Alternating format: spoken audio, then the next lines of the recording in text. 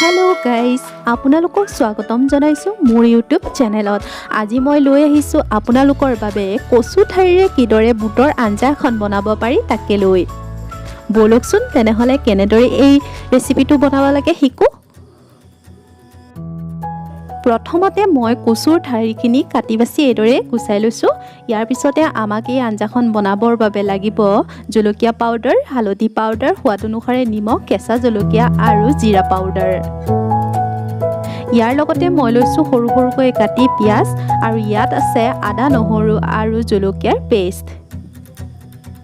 ইয়াৰ লগতে আমাক লাগিব বুট।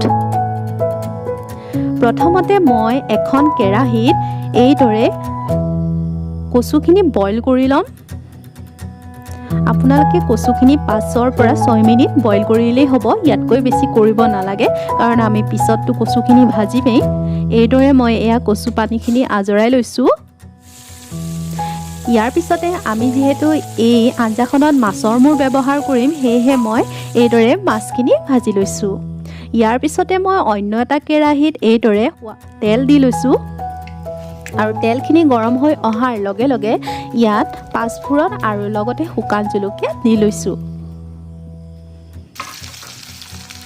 ইয়াৰ লগতে মই কাটি ৰখা পিঁয়াজখিনি ইয়াত দি ল'ম আৰু যেতিয়াই পিঁয়াজখিনিয়ে ৰং সলনি কৰিব তেতিয়া ইয়াত আদা, নহৰু আৰু জলকীয়াৰ পেষ্টখিনি দি ল'ম। এই আঞ্জাখনত অলপ জলকীয়াৰ পৰিমাণটো বেছি হ'লে ভাল লাগে। আপোনালোকৰ ওচৰত যদি জালুক থাকে তেতিয়াহ'লে আপোনালোকে জালুকো ব্যৱহাৰ কৰিব পাৰে।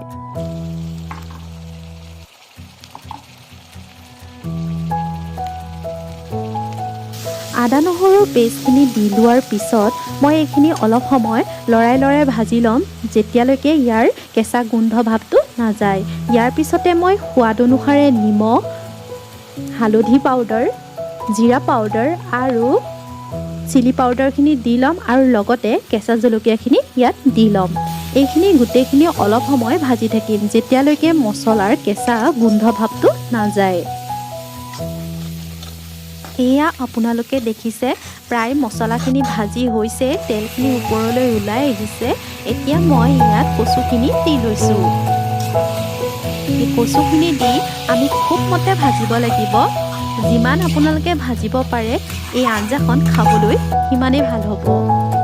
ইয়াৰ পিছতে মই ইয়াত বুটখিনি দি লৈছোঁ আৰু এইখিনি অলপ সময় ভাজি থাকিম। আপোনালোকে গেছৰ ফ্লেমটো হাই ৰাখিব আৰু এইখিনি ভালদৰে লৰাই ভাজি ল'ব। অলপ সময় মই ঢাকোন দি ৰাখিলোঁ। ইয়াৰ পিছতে ঢাকোনখন আঁতৰাই মই পুনৰ এইখিনি ভাজি লৈছোঁ আৰু ইয়াত মাছৰ মূৰ দি লৈছোঁ। এতিয়া মই এইখিনি ভালদৰে ভাজি থাকিম। এয়া দেখিছেনে আপোনালোকে অলপ পানী ওলাইছে। এই পানীখিনি নুশুকোৱালৈকে আমি এইখিনি ভাজি থাকিব লাগিব।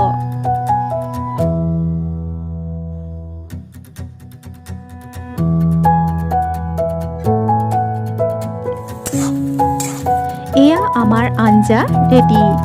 দেখিছেনে দেখাত খুব সুন্দৰ নহয়নে? খাবলৈও খুব টেষ্টি। আপোনালোকৰ যদিহে মোৰ এই ৰেচিপিটো চাই ভাল লাগে তেনেহ'লে মোৰ চেনেলটো ছাবস্ক্ৰাইব কৰিব। আজিলৈ আহিছোঁ, ধন্যবাদ।